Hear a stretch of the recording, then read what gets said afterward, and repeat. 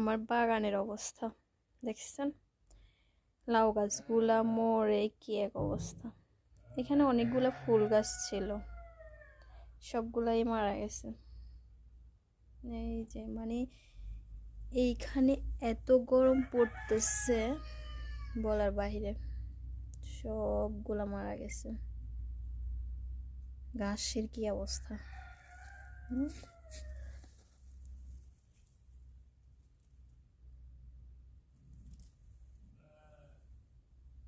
লাউ গাছগুলাতে লাউ ধরে নাই, জাস্ট একদিন শুধু এই লাউ পাতা দিয়া ইলিশ মাছের বড়া খাইছি, এটাই, আর কিছুই খাওয়া হয় নাই।